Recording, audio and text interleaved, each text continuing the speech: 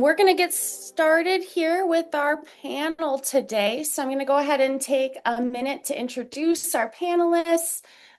They are here today with lovely different backgrounds to really support us in our discussion about how can we talk across K-12 and higher ed to really support all students in being college ready for math. So first we have Jen Lawler. She did her undergraduate degree at University of Wisconsin-Madison. We're really excited to have her here. She's currently the coordinator of secondary math and science at Kenosha School District and was a former high school math teacher. We have Kevin McLeod here. Dr. Kevin McLeod is a professor at University of Wisconsin-Milwaukee in the math department and one of the authors of our college readiness statement. He did his undergraduate degree at Imperial College, London, England. Next up, we have Jessie Sloan. She is currently working at DPI. You can see her title there. She's got background as being a counselor, a high school counselor. She currently works with course codes at DPI and lots of different things that help her bring a lot of expertise to our panel today. And we have Karina Diaz-Suazo from the University of Wisconsin system. She is here today as someone on the system, as well as being a part of Direct Admit, which is a new program here. And Karina, I don't know your undergraduate institution. Maybe you can share that with us here in a moment. But I'm going to turn it over to our panelists and just ask them to please introduce themselves and the various roles you've had in education so far. And we'll just maybe go down the line, Jennifer, Kevin, Jessie, Karina. And I'm also going to stop sharing my screen so that we can see all of your faces as you're talking. Take it away, Jen. Good morning, everyone. So as I said, Jennifer Lawler, I'm currently the coordinator of secondary math and science for Kenosha Unified. Fun fact, Dave Kung was actually my TA in my first semester of second semester calculus at UW-Madison. But I started my career as a high school teacher, and then I was an instructional coach before I moved on to a coordinator position at our district.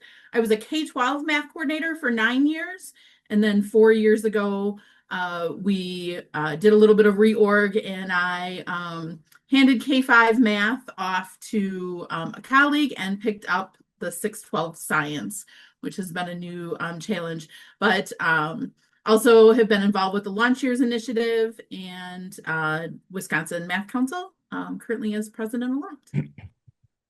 Hello, I'm Kevin McLeod. I'm in the mathematics department at UW-Milwaukee. And I've been involved in math education, working with our math educators on campus for a little bit over 20 years ago, since they came over to the math department. The School of Education in Milwaukee is as far from the math department as it can get on campus at the opposite diagonal corner. But they came over and said, we've got an opportunity to get a really big grant from the National Science Foundation, but they insist there's a mathematician on the panel. And I was the doofus who put his hand up and said, yeah, that sounds like fun. So I've been doing that for the last 20 years or so. So I've also been involved in the Wisconsin Math Council that led to various other projects over the years with teachers, mainly in southeast Wisconsin, Milwaukee area, but also across the state.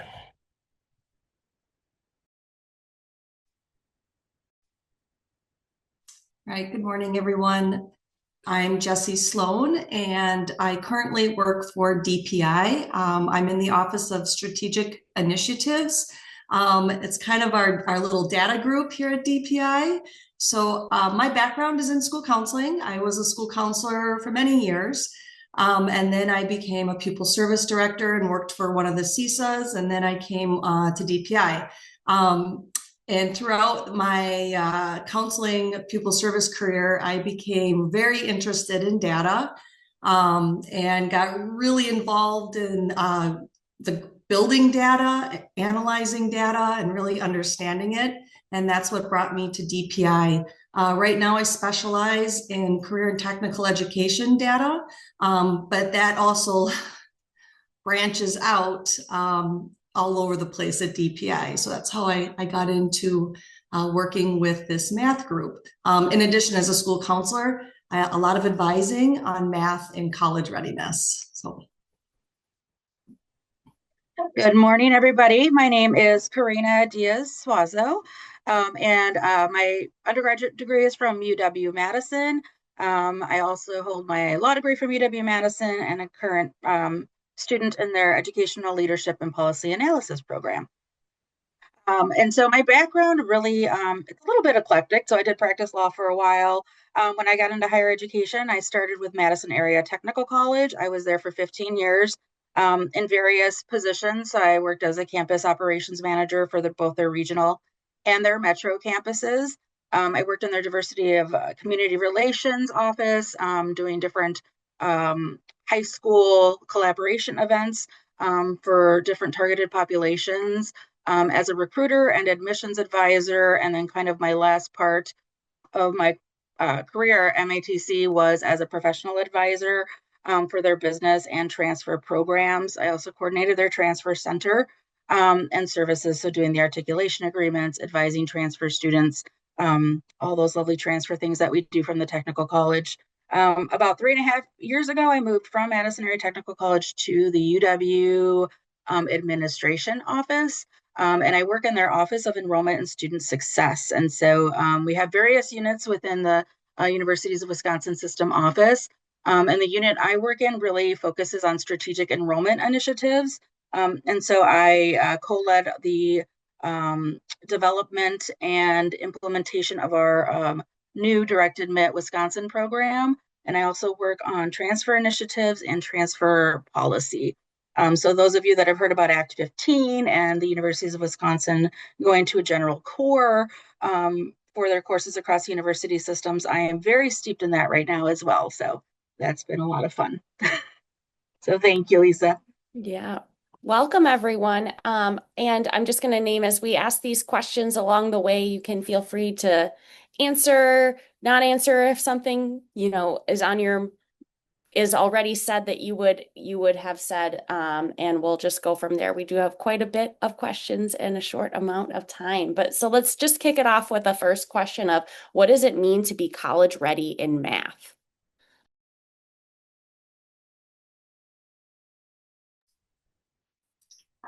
I can jump in from a counselor perspective. The counselors are going to come at this as being college ready is helping our students be able to have the skills, knowledge, and habits so that they can walk into a new atmosphere, be curious, but also be able to pivot, ask for help, ask questions, and then be able to accept, like, maybe I did something wrong, but I can try again tomorrow, and I have support systems that I can find. Yes, I would echo that. There's so much emphasis on the content that students need to know before they arrive at college, and we can deal with that. We've got, students may not want to take a remedial course, but if they have to take a remedial course, we've got them. If they need to take some prerequisite course for the course they really want to take, we have that prerequisite course. And I would need to emphasize that most students make the transition to college successfully, but for those who don't, I think very often it's more a question of attitude and expectation. You have to understand what is involved in the simple fact that a typical college course has about 40 to 45 contact hours with the instructor, whereas a high school course would have had roughly 4 times that amount, 180 over the year. I like to use Calc 1 as the example because Calc 1 at college is supposed to be exactly the same course as AP Calculus AB, but we've got 1/4 the contact time to teach it. Where does that other 3/4 time come from? It comes from the student doing independent work. And that is where students tend to fall down if they do. Yeah, I can jump in as well. I think from an admission standpoint, we are really looking for students who have those knowledge and skills in English and math needed to succeed in either their post-secondary job training or, in their post-secondary education. without remediation. So I know Kevin indicated that you really do, there are opportunities for developmental courses if needed, but really if you're college ready, you're jumping into those credit bearing courses for your degree program as you're entering the university or college. And then also, you know, as Jesse mentioned, having those good habits, good math habits, good study habits, problem solving skills, being able to take and use what you've learned in high school in your everyday context as you transition into your college experience as well.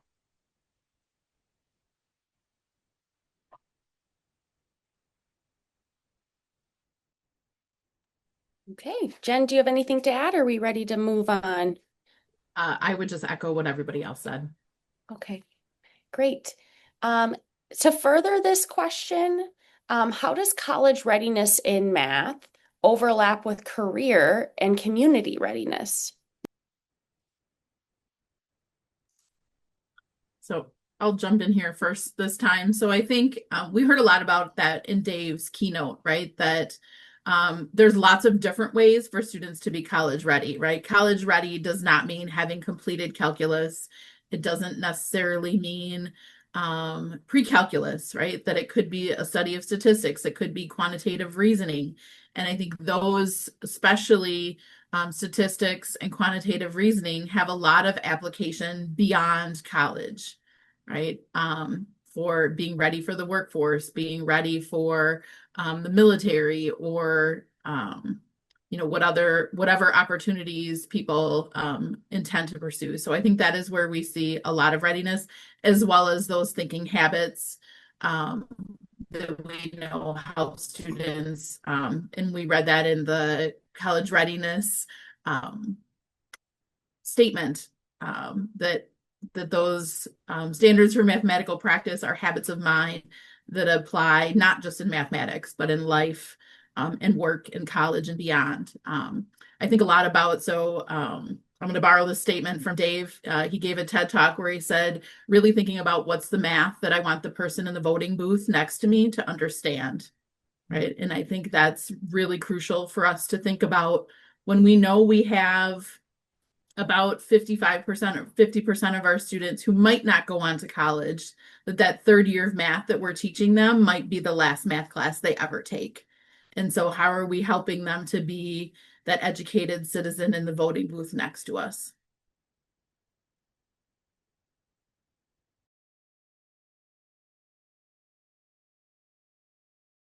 So I would say there's maybe not as much difference between college readiness and career or life readiness as we sometimes say there is. Again, I would echo that, you know, the amount of mathematics needed for college readiness may be less than we think. I'm a firm believer that calculus is not necessary for anybody, even if you are going into a STEM field.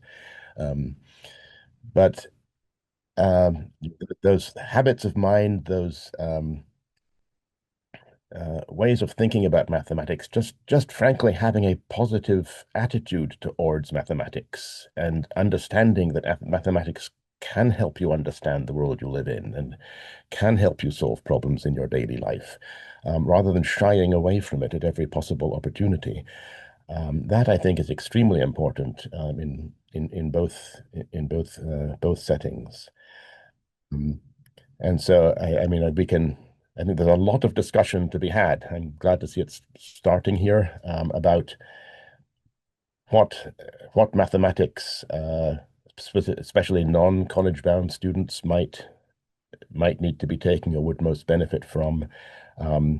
Where, if at all, do you make that split and say, well, yes, this is it doesn't look like you're going to college, so here's the appropriate life mathematics for you. Where do you do that? How do you do that? I don't have an answer, but I think we can keep them together, studying the same mathematics. As long as we make it good and interesting mathematics for them, we can keep them together for a long time. And I'll just add to that math is over your lifespan. Like, you never stop doing math in your daily life. There's always some math component, from paying your bills to teaching yourself a new skill because you want a raise at work and you're going to go to that next level to try to get a new position, and you have to gain skills. So, from a counseling perspective, it's really getting our students to understand that these are lifelong skills that are always going to need to build and improve upon. There's no end. Yeah, I also would agree with what everybody has already said. And just understanding that there are so many opportunities for folks that don't go into college right away, right? Like you can go into the trades, on the job training from coming from a technical college. We had students from all walks of life that came into the technical college after they had already done their first career, are going into their second career, maybe had a gap, got laid off and had to start over again, had a family, want to go back to, I mean, there's so many different life things that happen. And as everybody has already said, we need math in our life on a daily basis. I am not a math person. I think I'm the only non-math person on on this panel, but yes, I use it on a daily basis too. So, but one thing that I did see, and I will say that students who were coming back after a little bit of gap, who struggled in their traditional math courses when they were taking them, just because it had been some time and it took a little bit to get used to those study habits, doing some traditional math problems, working through those problems. So I think just understanding that it may be a little bit of getting used to, again, if you do have a gap and you're trying to get that degree, but continuing to use it every day and understand that is important, and that students understand that it is important for them, regardless of what they do after high school.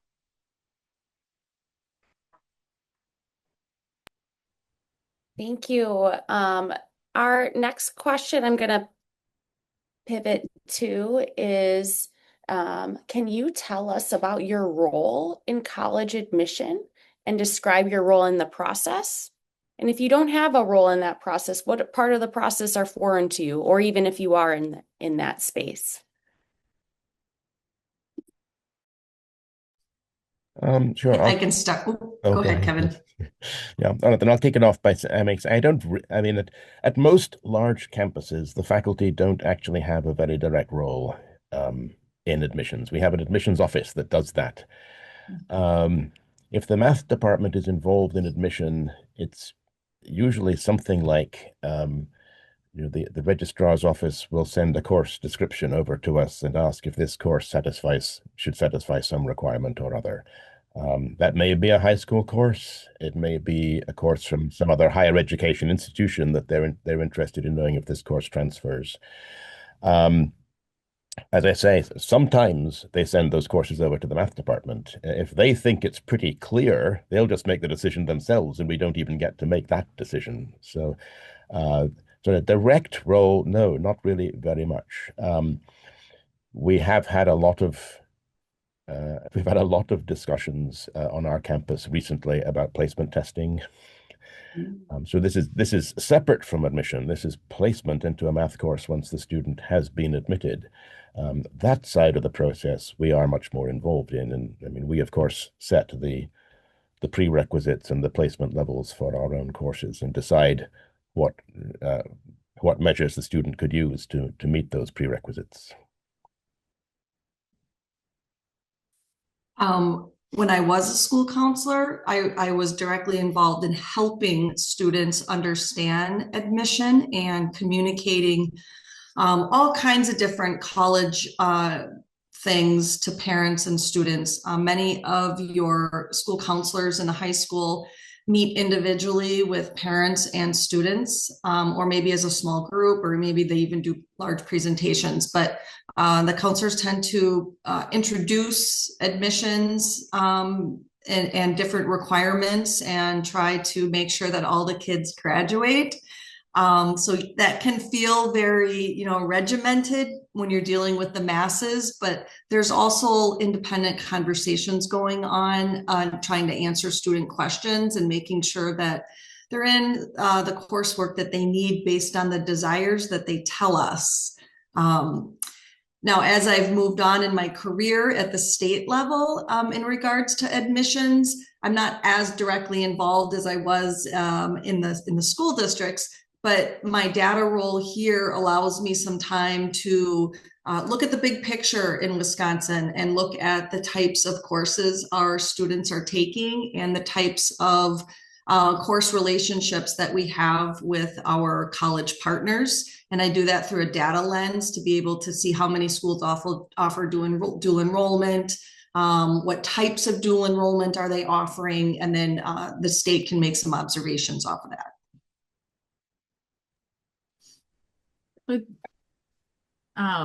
From a from a district perspective, I think one of my focus over the last couple of years has been really thinking about our high school course offerings and how the courses that we offer ensure that all of our students are college eligible, right? And so that we haven't created pathways that don't set up kids for the possibility of going to college if they they change their mind, right? And so sometimes a kid might come in as a freshman and think, nope, college isn't for me, I'm not interested, but gosh, around sophomore or junior year, they change their mind.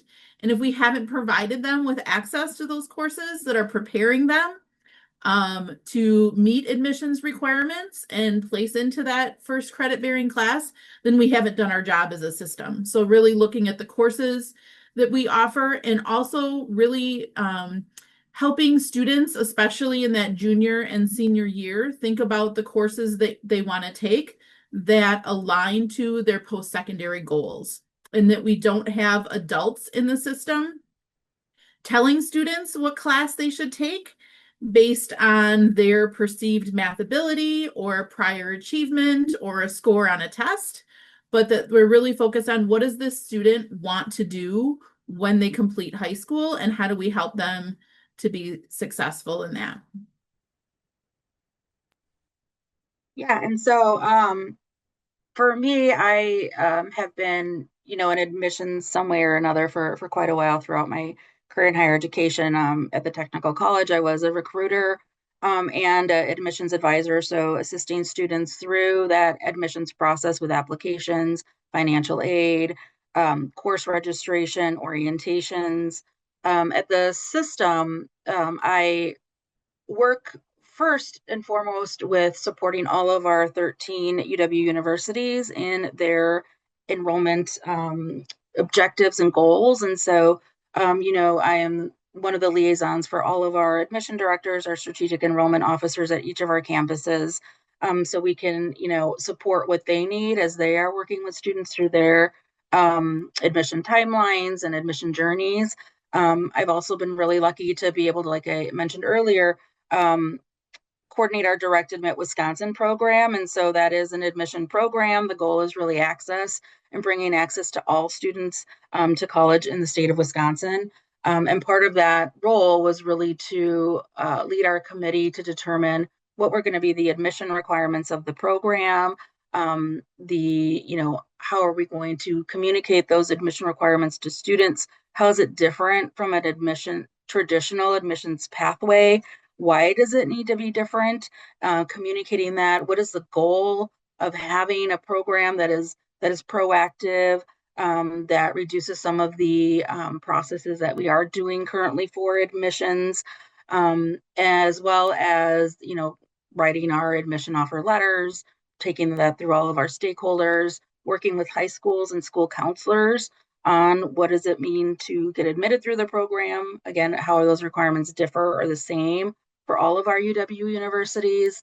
And I've been able to work with groups such as, Jesse and Kevin through a small math group we have for Direct Admit and trying to streamline what the courses are that we want for that program. And I think that's really where I was pulled into some of this work and making it clear what is it that we are requiring? What does that look for at the high school level, not only for the school counselors, but also connecting with, the curriculum directors and the math teachers and everybody on all levels to make sure that we are providing those appropriate pathways and opportunities for students.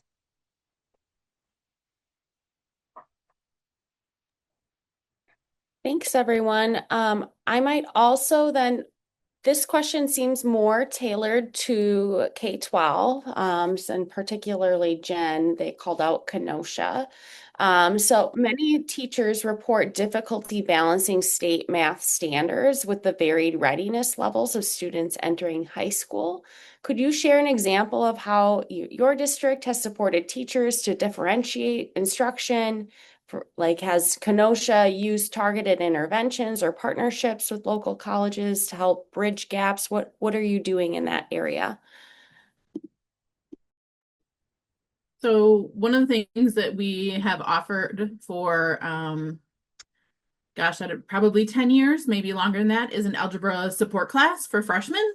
So it's kind of that same idea that happens frequently at the college level, where students are concurrently enrolled in Algebra 1 and a course that we call Foundations of Algebra, that is helping to build some of those foundational skills, especially conceptual understanding, that will help those students be successful in Algebra 1 as a freshman, because we know that is really a deal breaker in terms of student success in high school math, is that they pass Algebra 1 as a freshman. And so that's one thing that we've put in place. We also have done a lot of work, professional learning around the building thinking classrooms model that was offered earlier, encouraging teachers to use that, to use more problem-solving discourse, mathematical modeling. So lots of professional learning for teachers to try and do to support that. We also have pathways at the Algebra 2 level. So we still have a traditional Algebra 2 trig, but then we also recognize, again, that a lot of students, based on their post-secondary goals, they are not headed to calculus, so they can benefit from a very different Algebra 2 experience. So we implemented a course that we named Algebra 2 Modeling and Statistics.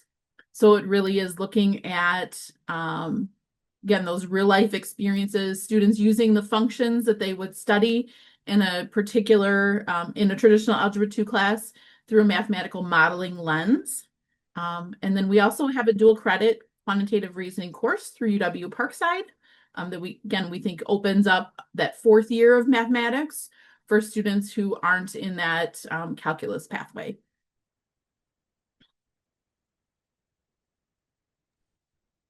I'm not in K-12, but I picked up on something Jen said there, which is this algebra support class. And I go back to that awful slide Dave showed us of students peeling away from the remedial pathway in technical college. I'm an old traditionalist. I'm ambivalent about some of the reforms that are going on in math education these days. But one thing that absolutely definitely works is co-recking. There's no question. The national data, the state data, our local data at UWM. If you have students, for example, in a prerequisite class and then the class you want them to take, the credit-bearing class, you get about 80% of them through the prerequisite class. Only about 80% of those ever come back for the real, for the class you want. So now you're down to 64%. Only about 80% of those get through the class you want. So now you're down to about 50. Put them in a co-rec class, you get 80% through in one semester instead of 50% in 2 semesters. It's a no-brainer. So if there's any way your school district can do what Kenosha is doing and have that support class concurrent with the Algebra 1 class, that is the way to do it. And this might be a great opportunity to also pose a question collected for the panel, which was, what can middle school teachers do to help high school students be more successful?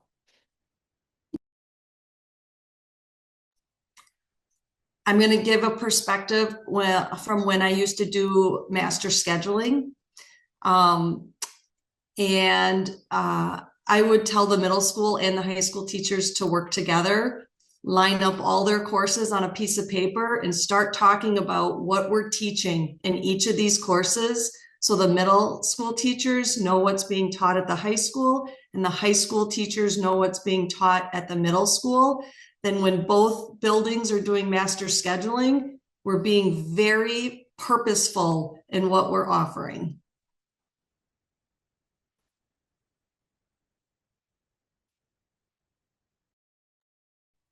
So I think one of the things, and this is for math at all levels, is to really think about how we ask students to practice the mathematics that we teach them. So I hear a lot from high school teachers like, oh, our students can't solve equations. And Dave talked about how important solving a linear equation is. Well, solving one-step equations is a 6th grade standard. Two-step equations is a 7th grade standard. Multi-step equations, variables on both sides, that's an 8th grade standard. And so if students are coming to high school, I can promise you they were taught those skills in middle school. I know our middle school teachers work really, really hard to teach those skills. And most of them would say, yep, my kids were good. They knew how to do that when they left my classroom. But after 3 months on summer vacation, where did it go? And I think so looking at the cognitive science of spaced practice and interleaved practice and how that really helps make those skills permanent is really, really important so that students aren't just practicing solving equations when you're teaching the unit on solving equations, but they're practicing it the whole rest of the year so that those skills really are embedded and it's not just a memorized procedure. It's something that kids really, truly do understand so they can recall it when they need to, even when they sit down to take the forward of the ACT.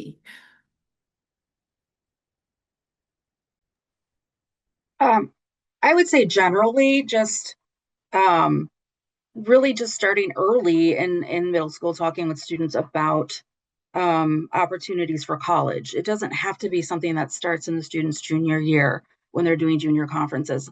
Letting all students know that they are college ready material.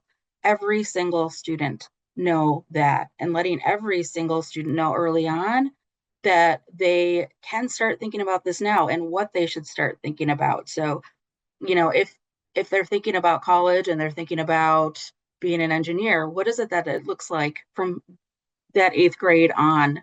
If they're thinking about other things, if they're not quite sure yet, what are those courses look like? But beyond that, what are the colleges going to look like? Why does your ACT score matter so much? What are all these things? What are the implications, excuse me, of what we're asking them to do? I think oftentimes we ask students to do things without letting them know why, and they don't understand the importance of things that are going to impact them later on in their life. Giving students agency to really understand what we're asking them to do and what this means for them later on. So I think just from a equity standpoint, middle school is a great time to really start talking to kids about college and college access and getting them connected. There's wonderful pre-college programs out there. Some of them don't cost a lot. Some of them have waivers. I know they can be cost prohibitive sometimes. But I think sometimes that's where that equity gap happens, is when some students get information very early on and others aren't given it until very late on in their high school career. So that's what I would say for that.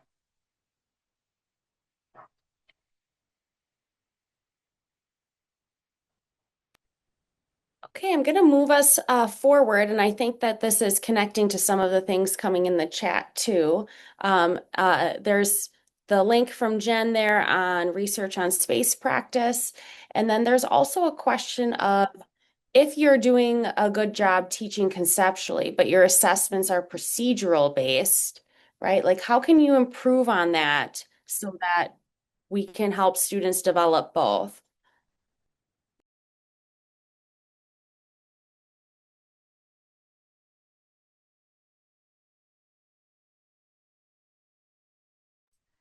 Okay, I'm not going to address this in the mathematical practices sense, but I'm going to throw an idea out about linear cross teaching. So right now I sit and help the career and technical education folks, your CTE teachers, and I compile that data for the state. There's a lot of talk and a lot of things that happen in school districts with equivalency credits, and I'm just going to leave it at that. My point is work with teachers across the school district, across your building, to provide context and different approaches to the material so that you get all types of learners involved in solving a similar problem, but with somebody that might speak to more of their abilities than others, so they can see that math is not just one way. There's not one way to solve a problem. There's multiple ways, but how can we contextualize that and then make it bigger, have more people involved? That's all I can go on that one. So I'm going to give a little personal example here. So my daughter recently graduated from UWM and was preparing to take the GRE. And she was freaking out about the math test.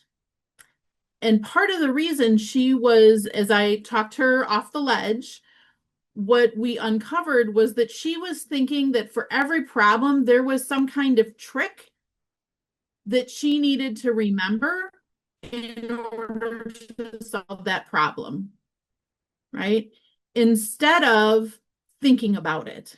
And that if she actually just thought about the problem, it wasn't that hard and she would be okay, right? And so I think that's tends to be what our students sometimes believe math is, right? That it's remembering these tricks and actually sometimes our teachers think that being successful in these tests is about memorizing a bunch of tricks and test taking shortcuts, which can be sometimes helpful, but if our goal is actually teaching mathematics, they're maybe not as helpful.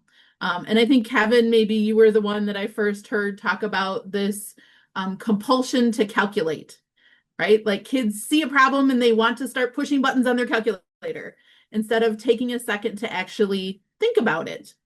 And I think when you sit down, especially the ACT, there aren't a whole lot of problems on the ACT that actually require a ton of computation if you have good conceptual understanding in number sense. You can figure it out pretty quickly, probably faster than you can if you actually did all the calculation it sort of at first glance seems like you need to do. So I think we can help kids understand like which calculations are necessary and when is thinking actually the best strategy. That maybe you don't have to whip out that calculator and start hitting buttons. Just take a second and think, and don't worry about memorizing all these tricks. And there are, there are strategies you can use to move away from that. There's a lovely problem that I've often used off the original illustrative mathematics website, where you're given some information about a trucks transporting goods or something, and you just have to you're given various expressions involving involving different variables, and you're asked what does this expression represent? And one of it might be tons of goods per truckload, and then some of them get more complicated. And I've done this even with high school teachers, and they just can't stop trying to somehow solve the equation. But there isn't an equation there. They just asked, what's the meaning of this expression? Or when we teach calculus at UWM, we have these rules, these algorithms for finding what's called the derivative of certain functions. And you carry out the rule and you get something, and it might be a rather complicated looking expression. And I've just been hammering it into my students, like I'm teaching calculus this semester. Don't simplify. Once you've got that, you've got the answer. Go on to the next question. And if you try and simplify and you make an algebraic mistake, I'm going to mark you wrong. But again, just getting students to stop and not take that next step and simplify the answer. Like it's like rationalizing the denominator, right? You don't have to do that part. You've already answered the question.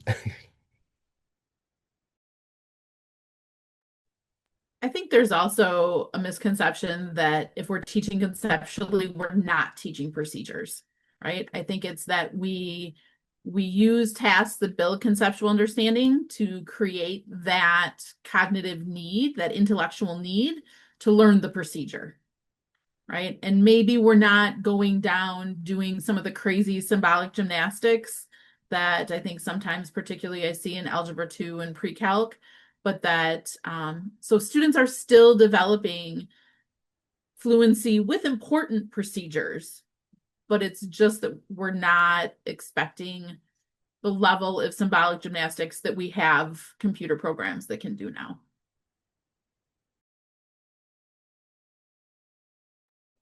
Yeah, and in today's day, so this actually really well connects to another question that came in about how Dave talked about today.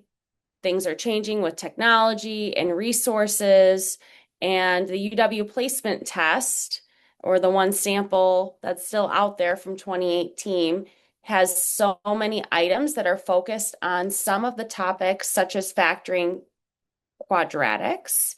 How does a high school teacher balance the changes that we're discussing about, potential pathways and what math procedures to set aside, and still still in the confines of the UW system and what they want on the assessment? Okay, can I just jump right in on that one? I think the clue is in the name. It is a placement test. It's not supposed to be an assessment of the student's prior knowledge. Well, it is, of course, but it's not a summary of everything that you've learned in high school. It is the way that the UW placement test works. There are some questions that cover the topics that we would cover or a typical campus would cover in a developmental algebra course. Can the student answer those questions? Right? If they can't, they're placed into the developmental algebra class. If they can, there are questions on the test that are asking whether they can answer the sort of questions we would be asking them in a first level algebra class. Can they answer those questions? If they can't, they're placed into the first level class. If they can, the test, the test looks at the placement algorithm looks at the next level of questions. So we're not trying to say, this is everything that you should have learned in school. We're merely trying to put you somewhere into this ladder of courses, and unfortunately, the only courses that we attempt to place you into are the algebra, pre-calculus, calculus sequence. Right? We don't have anything to place you into the quantitative reasoning courses we have on campus, or a statistics course. It is definitely heavily algebraic because it's trying to put you into that level of algebra courses. I said it shouldn't be seen as a summary of your high school experience. In fact, if you scroll way, way, way down on the UW system placement page, they will say something like, there are no geometry questions on this test because it's placing you into algebra classes. But students absolutely must learn geometry before they come to the university because we don't actually have a geometry course we can use to teach them. But you've got to scroll way down the bottom of the page to see that comment.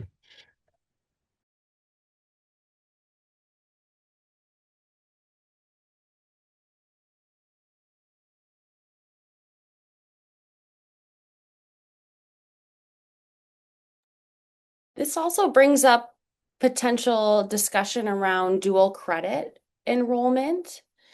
And one question came in about how in some schools, scheduling constraints or staffing shortages limit students' access to upper level math like pre-calc or stats. What strategies have you seen work in districts to expand access, perhaps through dual enrollment or online platforms?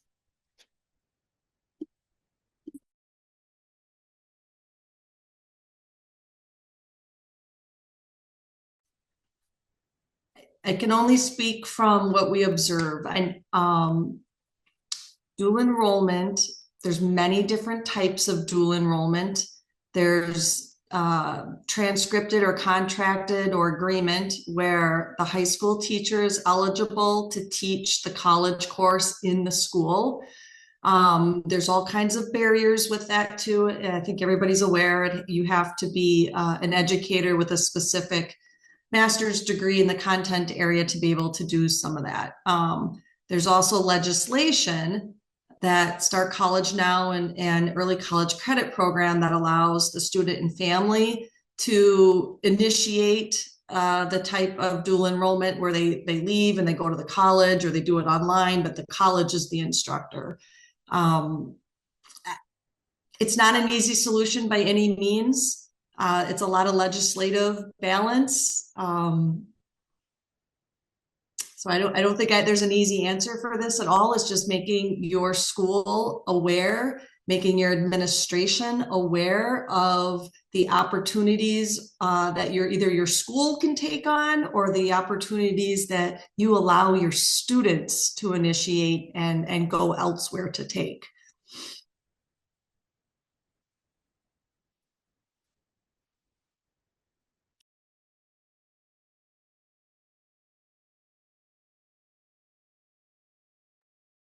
I can just say from the University of Wisconsin administration level, we do have a dual enrollment task force that is working at the system level and across all universities, because we understand how important it is, and how those students really do thrive when they're in college who have taken dual enrollment.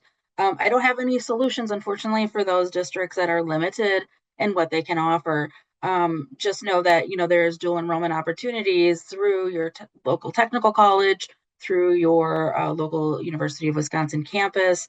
And also, many of our campuses are trying to increase their, online offerings. So students can, if they qualify and they meet the prerequisite for the course, can take any online offering, regardless if it's offered as a traditional dual enrollment course. I mean, there may be some things that they have to do as far as paperwork, or even working with our high school if they want to get that paid. But just looking at what kinds of online offerings are out there for students as well, ahead of time. But I agree that it is very important, and trying to let administration know, and DPI and the University of Wisconsin and our state know that those are important for all students at every part of our state.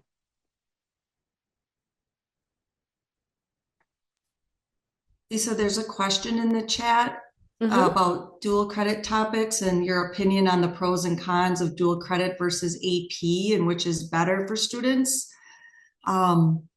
It's up to the student. Like, this is really where the school district needs to have an understanding of what are the opportunities, all of them, and how do they align to the next level. And then you have to kind of define what the next level is. Is your next level regional? Is your next level state, anywhere in the state? Is your next level anywhere in the nation? Because dual credits, like college credits, they don't always transfer everywhere. Even though I think we're trying to make transferable credits within the UW system, it doesn't mean they're going to transfer to Oklahoma.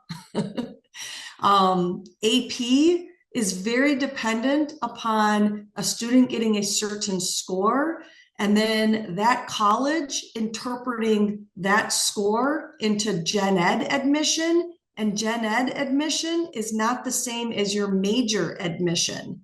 So a person, a child, a family, the teacher, everybody needs to understand the path that dual credit, that dual enrollment, that AP course is going to take. And it's a very unique strand.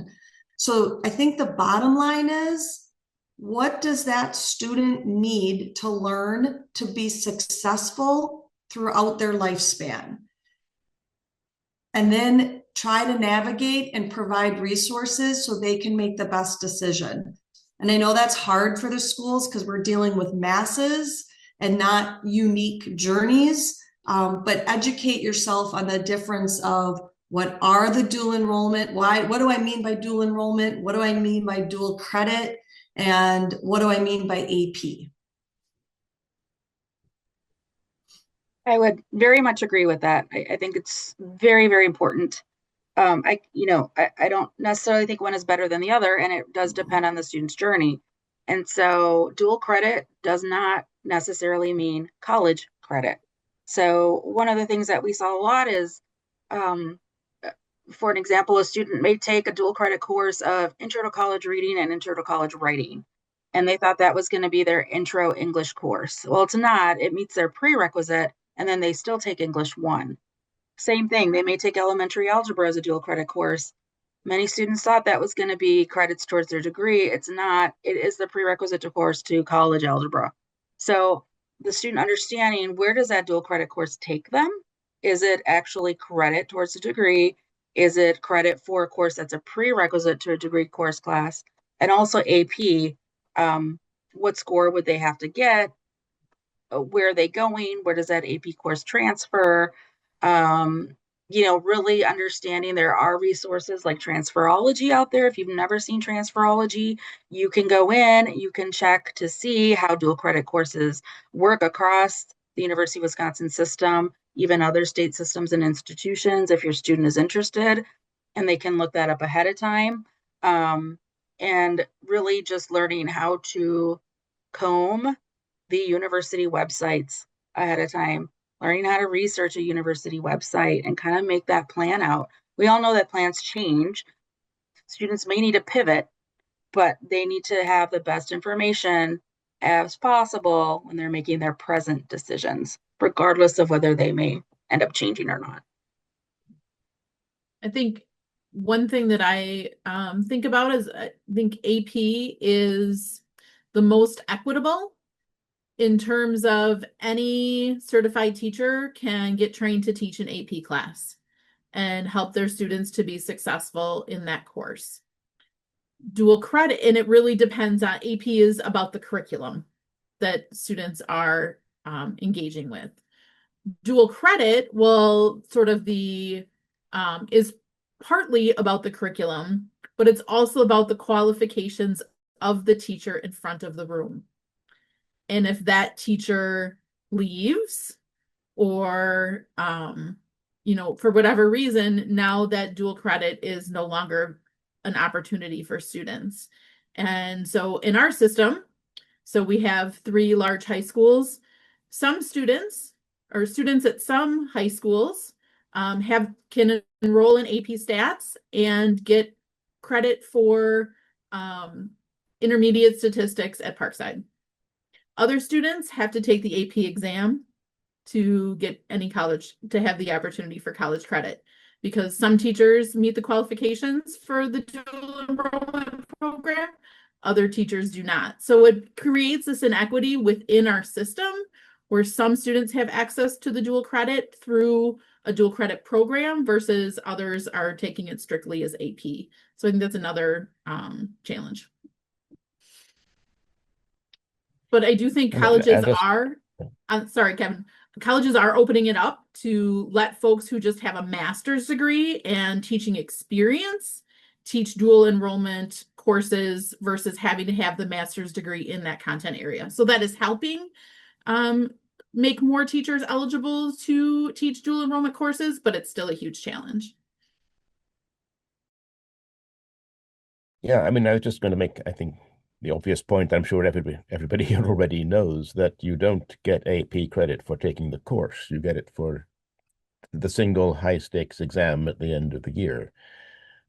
Dual credit, of course, like any college course, you build up your credit over the year. So it's less of a high stakes experience. Whether that's good or bad, I'll leave it for individuals to decide, but that's a big difference between the 2 programs. Thanks, everyone. We're down to our last 5 minutes, so I just want to say there's a couple of things that have come through with the chat and more questions that maybe I'll just put them all out there, and you can make a decision on which way you maybe make a statement to end end our panel here this morning. One was just the balance of the placement test with rising costs of credits and the expense of taking remedial classes, as well as slowing the student down. Maybe that's something someone wants to speak to, or helping students that are carrying math anxiety or learning gaps. How can we think about that? That one's in the chat. There was also a question about, the college readiness statement with the last paragraph, clarity on what recommendations are coming out of that. And even a question of saying, hey, direct admit is what do school districts, what's the skinny of what do they need to know? So maybe, or how can we as stakeholders, all collaborate around this work? So I threw a lot of questions out there. Maybe you can each just take 30 seconds to a minute if any of you wants to have one last thing to say to our group this morning. Make one quick comment from a counselor perspective. And I heard the speaker before us talk about this. Math teachers and school counselors need to work together, and the counselors need to understand what's in math, and math teachers, you need to be loud and proud and explain what's going on to your counselors so that they can give the right information to families and students. I'll jump in on the college readiness piece in the last paragraph there. We very conscientiously did not make recommendations. I mean, the statement is have conversations at your school district about what will work for your students. You know your students, and we don't. But I will build on that and say, please have conversations with the higher education institutions in your area. Feel free to reach out. Good people to reach out to usually are the math department chairs. They may not actually be the person who will, be your liaison going forward, but they'll know the people in their department who want to work locally with school districts. And I do sometimes have the feeling, talking to even high school, let alone middle and elementary teachers, that they think we're really fearful people up here in higher education, and I don't have that impression of us at all. So please do reach out. I don't want to put all the onus on K-12, but it is much easier for you to reach out than us in some ways, because you have maybe one or two higher ed institutions to look to, and we've got dozens of schools, and it is hard for us just to go in or reach out to every single one of them. So please have those conversations, and please reach out. So I'll respond to Samson's question in the chat about that seamless system. So I think that really is the intent behind the standards, right? Is to help us create the system, the coherence in the standards, so that students, 1 year of mathematics builds on the other. But lots of things get in the way of that. I think advocating to make sure that particular elementary teachers, but every teacher has access to high quality instructional materials that are well aligned to the standards and really emphasize those standards for mathematical practice. I think helping our elementary teachers deepen their content knowledge, and our secondary teachers deepen their pedagogical content knowledge, right? So that they know more than one way to deliver mathematics to students who maybe have those varying experiences. And I heard a quote this summer that really stuck with me in terms of sort of the math anxiety or math trauma that students bring with them to the secondary level, is that it's kind of like those negative experiences in mathematics are like putting salt into water. And once they're in there, once the salt is there, we can't take it out, but we can add more water to make it less salty.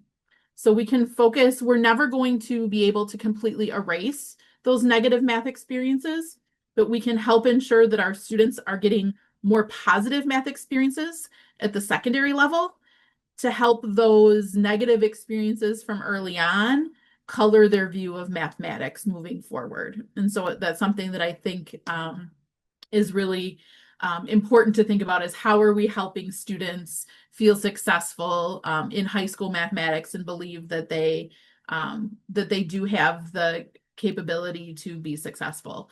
And then there was a question about making it relevant. I think that's where the mathematical modeling and building in statistics and data science into those algebra and geometry courses, even though they're named algebra and geometry, is super important.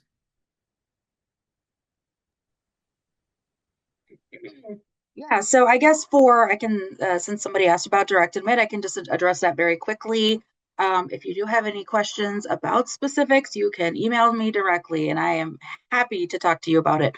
But direct admit, yes, is generally a program that we have put out there to provide proactive admission to students so that they do not have to go through the full admissions process, application, essays, all of those things. Those are really barriers that we have found that students have in going into college. They stop at the application process. And so direct admit removes that. We collaborate with our partner high schools to get student level data so we can make some decisions based on that. We look at the student's academic record to make sure they've taken the minimal academic units of English and science and social science, electives, and math. And with math specifically, we have outlined the courses that are determined to be college-ready math for direct admit.